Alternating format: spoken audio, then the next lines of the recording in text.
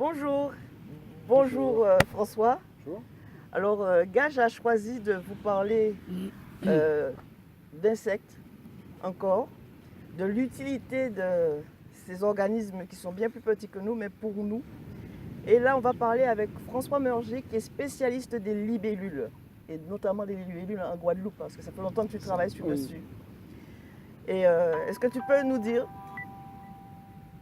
peux nous en dire plus sur l'intérêt des libellules pour notre santé, déjà? Oui, alors les libellules ont pas mal d'intérêt d'un point de vue écologique, mais c'est vrai qu'elles sont directement liées à notre santé puisque ce sont des prédateurs des moustiques. Ah, Et ce prédateur de sont des moustiques. prédateurs de moustiques à la fois au stade larvaire dans l'eau, donc Mhm. ils consomment les larves de moustiques, et au stade aérien quand les libellules sont adultes et qu'elles volent autour des mares et qu'elles consomment des moustiques. Donc c'est des prédateurs opportunistes qui consomment vraiment énormément la ressource la plus disponible. Et généralement, autour des mares stagnantes, ce sont des moustiques. D'accord, mais alors, si tu dis ça, il y a des mares un peu partout. Et pourquoi on a autant de moustiques? On a des épidémies de dengue, de chikungunya et tout le reste.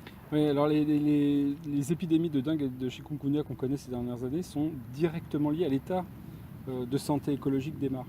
Une mare qui fonctionne correctement, et ça on connaît le fonctionnement d'une mare, contient à la fois les proies et à la fois les prédateurs.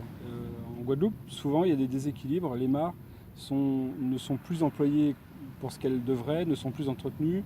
On y trouve des déchets, des macro-déchets, des Oui, pneus, ouais, ouais. des choses comme ça, des Mhm. choses qui relèvent du bâtiment, des constructions. Ce qui fait qu'en fait ça fait baisser la diversité de ces mares et ça ne laisse la place qu'à des organismes suffisamment solides pour résister à ces pollutions, Mhm. dont les moustiques. Donc, eh bien, dans ces mares-là, on ne trouve plus que des moustiques et plus personne pour les manger.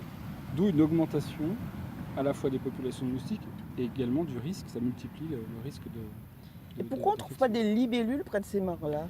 Parce qu'elles ne trouvent plus les conditions écologiques suffisantes pour s'y reproduire. C'est beaucoup trop pollué pour elles. Alors les libellules n'ont pas forcément besoin d'une qualité écologique exceptionnelle d'une mare, mais elles ont quand même besoin que les mares soient raisonnablement oxygénées, qu'elles aient aussi, qu'elles bénéficient d'une structure de la mare. C'est-à-dire qu'une mare qui consisterait en un trou carré de 10 mètres de hauteur n'accueillera que des moustiques. Les larves, mais c'est vrai aussi pour tous les insectes aquatiques, ont besoin de se développer une partie de leur cycle dans l'épaisseur de l'eau au centre, mais de migrer vers les berges de la mare au moment de l'émergence, au moment où elles commencent à faire fonctionner leurs poumons et à faire des échanges gazeux. Si une mare possède des berges très, très abruptes, en fait la faune ne peut pas s'installer.